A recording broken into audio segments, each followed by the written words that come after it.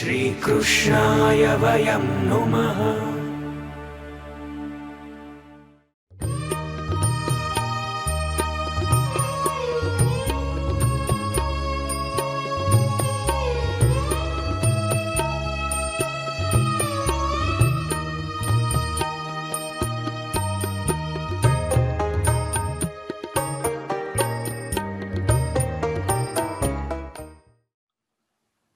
श्री कृष्णाय नमः। श्री गोपी जन वल्लभाय नमः। श्री कल्याण राय प्रभु चरण कमलेभ्यो नमः। श्रीमदाचार्य चरण कमलेभ्यो नमः। श्री गोपीनाथ चरण कमलेभ्यो नमः। श्री गोसाई जी परम दयालवे नमः। श्री रघुनाथ चरण कमलेभ्यो नमः। अथ श्री सर्वोत्तम स्तोत्रम। प्राकृत धर्मानाश्रय प्राकृतं किल धर्म रूपमिति निगम प्रतिपाद्यं तच्चुतं साकृतिस्तौमि कलिकाल तमश्चन्न दृष्ट्वा विदुषामपि सम्प्रत्य विषयस्तस्य माहात्म्यं समकुर्वन्ति दयया निजमाहात्म्यं करिष्यन् प्रकटं हरि मान्या यदा तदा स्वास्यं प्रादुर्भूतं चकारहि तदुक्तमपि दुर्बोधं सुबोधं स्यात् यथा तथा तन्नामाष्टोत्तरशतं प्रवक्ष्याम्यखिलादरम् ऋषिरग्निकुमारस्तु नाम्नां छन्दो जगत्यसो श्रीकृष्णास्यं देवता च बीजं कारुणिकः प्रभु विनियोगो भक्तियोगः प्रतिबन्ध विनाशने कृष्णाधरामृता स्वाद सिद्धिरत्र न संशयः आनन्दः परमानन्दः श्रीकृष्णास्यं कृपानिधि दैवोद्धार प्रयत्नात्मा स्मृतिमात्रार्तिनाशनः श्रीभागवत गूढ़ार्थ प्रकाशन परायण साकार ब्रह्मवादेक स्थापको वेद पारण मायावाद निराकर्ता सर्ववादी निरासकृत भक्ति मार्गाब्जमार्तण्डः श्रीशुद्धाधृतदीक्षमा अंगीकृत्यैव गोपीश वल्लभे कृतमानवः अंगीकृतो समव्याधो महाकारुणिको विभुः अधेयदानदक्षश्च महोदार चरित्रवान् प्राकृतानोपलव्याज मोहितासुरमानुषः वैश्वानरो वल्लभाख्य शत्रुको हितकृत्सताम् जनशिक्षा कृते कृष्ण भक्ति कृन्निखिलेष्टद सर्वलक्षण संपन्न श्रीकृष्ण ज्ञानदो गुरु स्वानंद तुंदिल पद्म हृदायत विलोचन कृपादृष्टि संहृष्ट दास दासी प्रिय पति दोषदपाद संतुष्ट भक्त सेवित सुर सेव्यो दुराराध्यो दुर्लभी सरोध उग्र प्रतापो वाक्सीधु पुरीताशेष सेवक श्री भागवत पीयूष समुद्र मतन क्षम तत्सारभूतराशस्त्री भावपूरित विग्रह सान्निध्य मात्र दत्त श्री कृष्ण प्रेमा विमुक्ति रासलीलैकतात्पर्य कृपये तत्कथा प्रद विरहानुभवैकास सर्वत्यागोपदेशः भक्त्याचारोपदेष्टा च कर्म मार्ग प्रवर्तक यागादौ भक्ति मार्गैक साधनत्वोपदेशक पूर्णानंद पूर्णकामो वाक्पति विबुधेश्वर कृष्णनाम सहस्रस्य वक्ता भक्त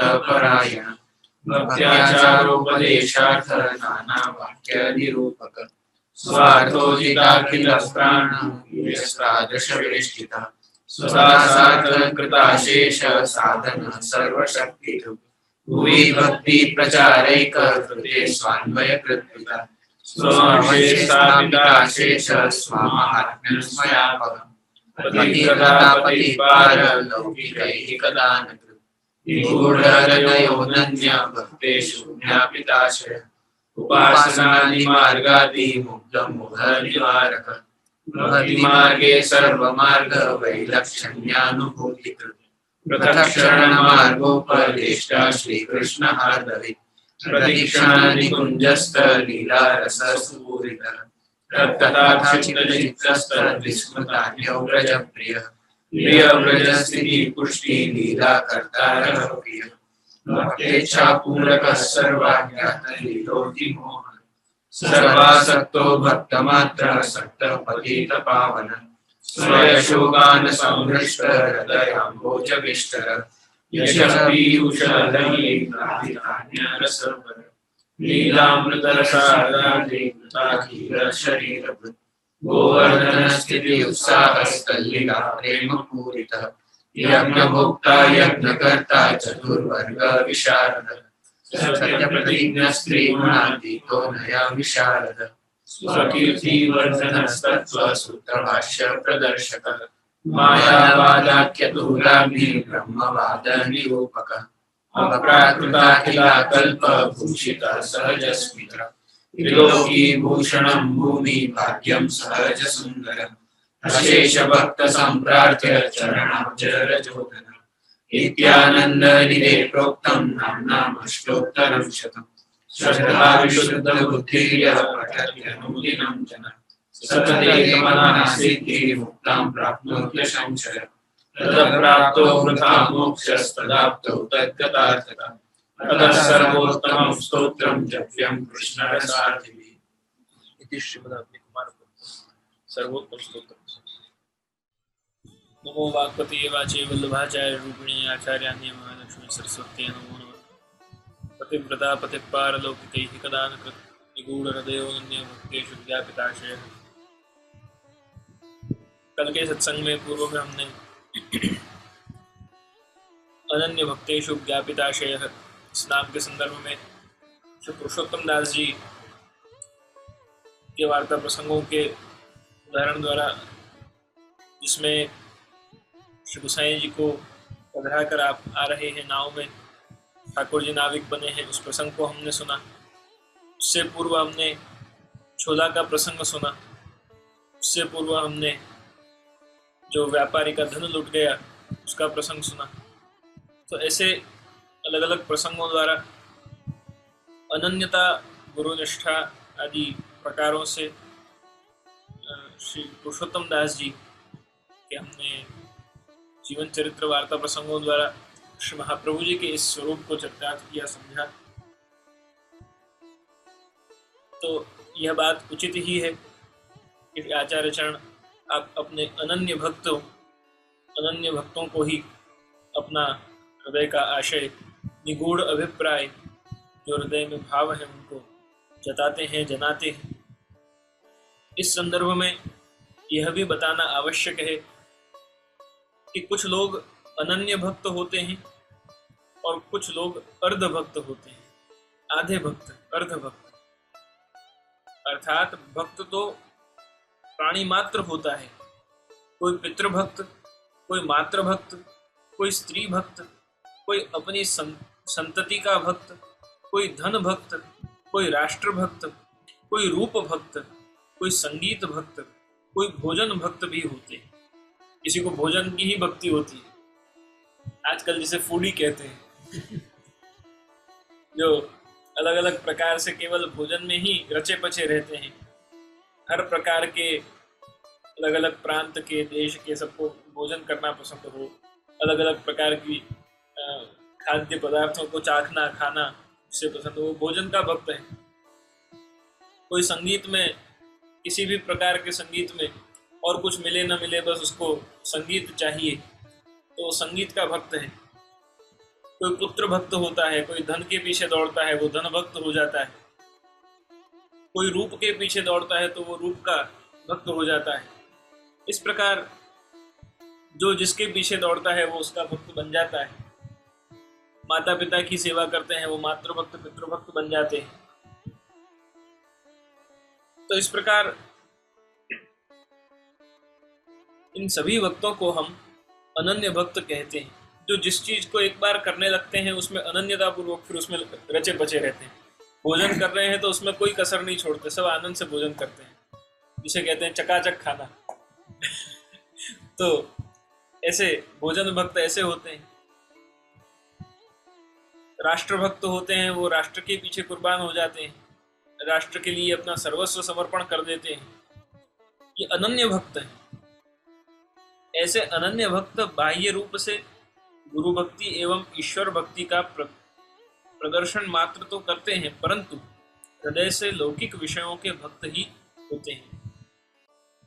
अन्य भक्त अनन्य भक्त नहीं, अन्य भक्त, ये अन्य भक्त हुए। तो अन्य भक्त जो हैं वो बाह्य रूप से यानी देह द्वारा ये सभी जो कार्य हैं उन सभी कार्यों को बहुत निपुणता से प्रदर्शन करने हेतु करते हैं।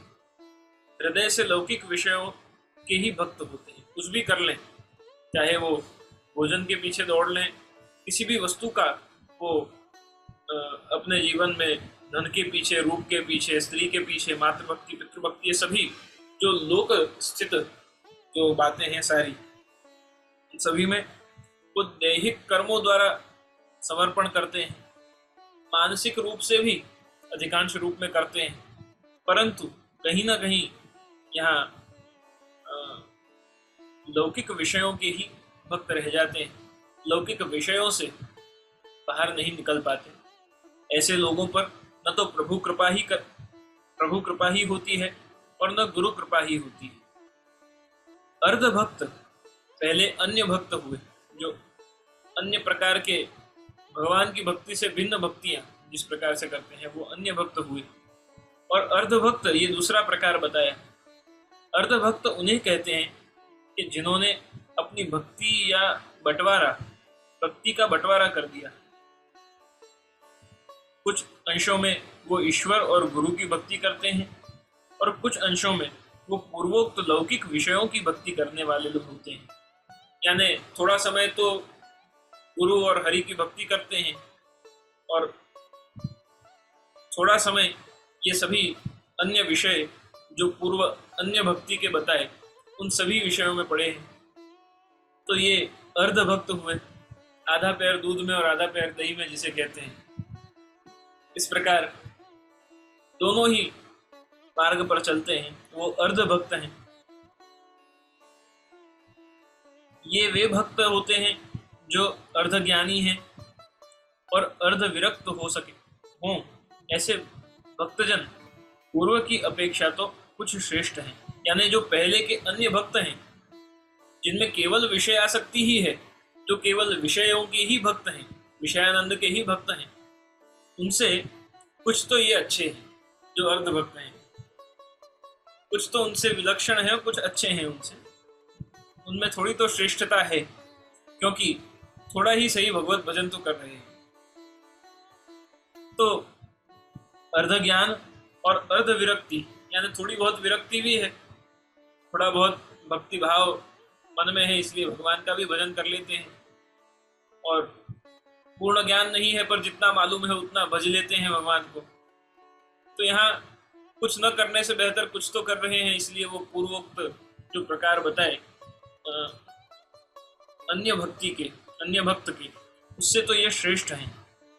परंतु इन्हें जितनी सुख शांति मिलना चाहिए उतनी नहीं मिलती, संतोष नहीं होता, क्योंकि इनका मन सदा कर्म के द्वैविध्य में दोलायमान होने के कारण चंचल बना रहता है। यानी ये भी और ये भी दोनों में चित्त होने के कारण कभी भी सुख की अनुभूति, शांति की अनुभूति, सेटिस्फैक्शन, संतोष जिसे कहते हैं, उसकी अनुभूति नहीं हो पाती। क्योंकि द्वैविध्य, बहुत सुंदर शब्द दिया, द्वैविध्य, दोनों में ही भगवान का भजन कर रहे हैं तब बाहर के विचार चल रहे हैं, विषयों के विचार चल रहे हैं, और विषयों में पड़े हुए हैं उस समय भी विषयों की ही चिंतन हो रहा है। भगवान का भजन, सुख की अनुभूति, कहीं कोई बहुत अच्छी चीज मिल गई तो ठाकुर जी याद आ गए, ऐसा बहुत कम होता है। तकलीफ हो तब अरे भगवान ने कैसा कर दिया पहले कहते हैं, पर जब सुख की घड़ी हो, जब कुछ अच्छा हो रहा हो तब भगवान को बहुत कम याद किया जाता है। ये अर्धभक्त जो है वो उनका मन सदा ही चंचल और डोलायमान यानी कि हिलता डुलता रहता है, बैलेंस्ड नहीं है। ऐसे लोग लौकिक विषयों का परित्याग तो करना चाहते हैं, सब जानते हैं कि अलौकिक में ही सार है, लौकिक सब वृथा है। जो श्री आचार्य जन आज्ञा करते हैं कि ब्रह्म सत्य है, जगत सत्य है, पर इस जगत में जो संसार है वो माया रूप है। तो संसार से बचने की जो आवश्यकता बताई वो तो ये भक्त जानते हैं जो अर्ध भक्त हैं वो, परंतु विवेक, धैर्य और वैराग्य की अपूर्णता के कारण उसके चलते विवेक कहीं कहीं खो जाता है, धैर्य कभी कभी चूक जाते हैं और वैराग्य कभी आता है, जैसे स्मशान वैराग्य होता है। स्मशान में जब जाते हैं तब बहुत वैराग्य की बातें दिमाग में आती हैं कि जीवन का सार क्या है, सब किस लिए करना है, किसके लिए कमा रहे हैं, किसके लिए इतनी मेहनत है, अंत में तो हमको भी मरना ही है, सबकी गति ऐसी होने वाली है। ये सारे वैराग्य के प्रकार हैं कि इन्होंने जीवन में कितना किया, आप देखो अंत में तो ऐसा ही हुआ। तो ये सारे वैराग्य के सूचक हैं। तो उस प्रकार वैराग्य भी यहाँ पूर्ण रूप से नहीं होता। जानते हैं कि किस प्रकार से जीना चाहिए, क्या करना चाहिए, धर्म का ज्ञान है, परंतु साथ ही साथ धैर्य और विवेक न होने के कारण बारंबार वैराग्य का जो विचार है वो चूक जाता है और पुनः जीव विषयानंद में, विषयासक्ति में पड़ जाता है। तो इस प्रकार विवेक, धैर्य और वैराग्य की अपूर्णता के कारण वो लौकिक विषयों का परित्याग नहीं कर सकता, नहीं कर पाते। ठीक इसी प्रकार दूसरी ओर वो भगवान के चरणों का अवलंबन करना चाहते हैं, परंतु विश्वास और दृढ़ता पूर्वक एकमात्र आश्रय की अपूर्णता में ग्रहण नहीं कर पाते। अनन्य भक्ति करना चाहते हैं, एक प्रभु के चरण कमल को पकड़कर और दृढ़ भाव से विश्वास पूर्वक रूप में भगवान को भजना चाहते हैं, परंतु यहाँ अनन्य आश्रय न होने के कारण, दृढ़ता में कहीं कहीं डगमग होने के कारण, पूर्ण ज्ञान न होने के कारण यहाँ वो भी संभव नहीं हो पाता। ऐसे लोग प्रायः विशेष दिख पड़ते हैं। न तो वो त्यागी हैं और न लोभी हैं। उन लोगों को चाहिए कि वो अनन्यता से भजन करने वाले भगवदीय संतों का, ऐसे जो जीव हैं, जो अर्धभक्त हैं, जो इस प्रकार का जीवन जीते हो, उनको क्या करना चाहिए? तो कहा कि भगवदीय जनों का, संत जनों का संग करें और उनकी भावपूर्वक सेवा करें, तभी उनकी भक्ति की पूर्णता सिद्ध हो सकती है, अन्यथा नहीं। तो ये जो आधी भक्ति है या आधा ज्ञान है या आधी विरक्ति है, ये अर्धता पूर्णता में कैसे बदल सकती है? ये आधी जो पात्रता है उसको पूर्ण पात्र कैसे हम बना सकते हैं? जैसे आधा ग्लास भरा हुआ है, किसी को वो आधा ग्लास भरा हुआ दिखता है तो किसी को वो आधा ग्लास खाली दिखता है। कोई मानता है कि आधा भरा हुआ है तो कहता है कि नहीं, आधा भरा नहीं, आधा तो खाली है। तो खाली को पूरा कैसे करना या पूरे को खाली कैसे करना, दोनों बातें आनी चाहिए।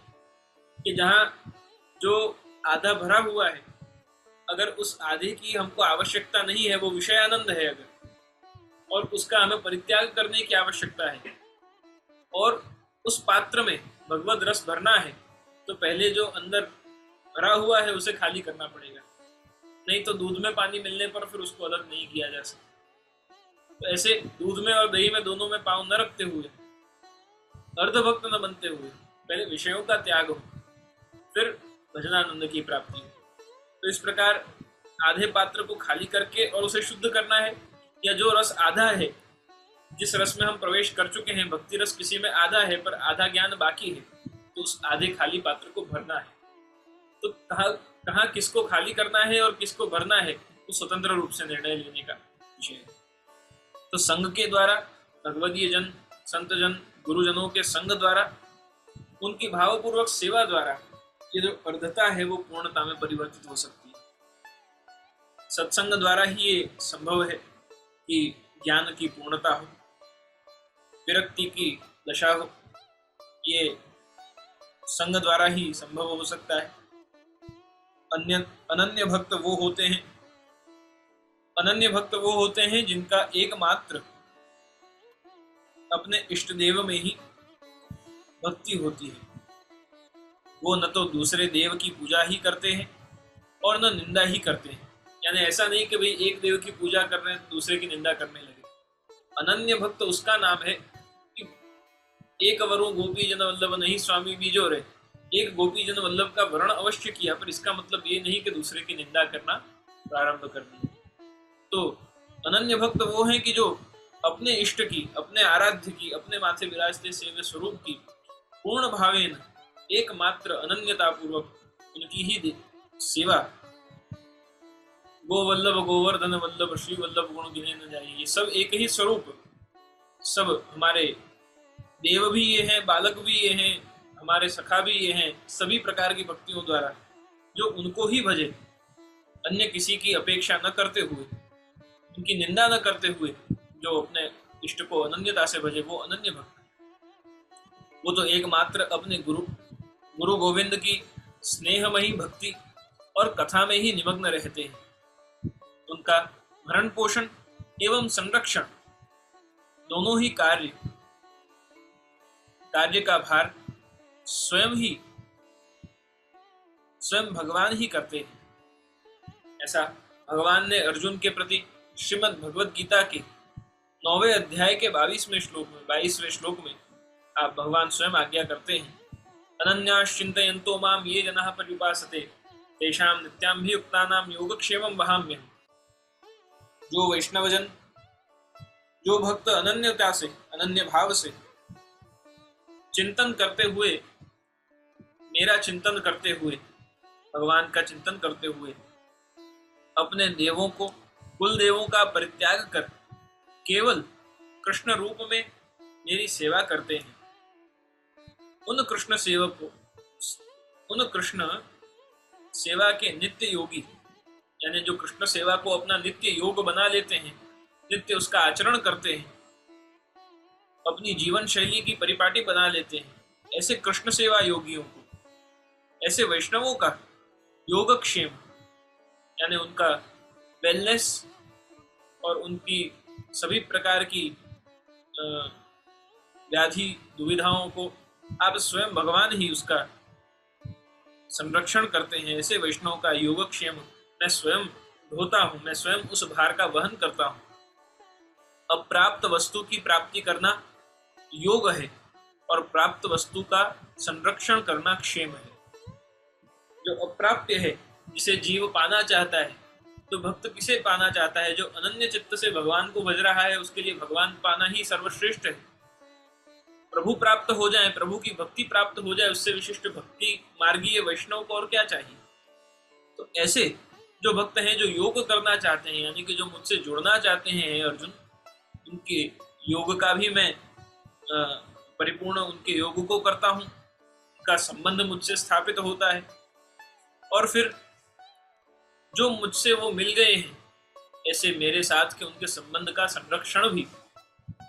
इस प्रकार अनेक प्रसंगों में, पौंड के घना के प्रसंग में सविशेष रूप में वो आता है कि श्री गोवर्धन दर को पधरा के और पौंड के घने में अंदर गए, फिर पूछा कि यहाँ इतने कांटों की बाढ़ क्यों है। कृष्णदास जी के प्रसंग में भी आता है, भक्ति कैसे करनी चाहिए, गुलाब जैसी करनी चाहिए, पर गुलाब में कांटे भी हैं, तो कांटे वो रक्षण करते हैं।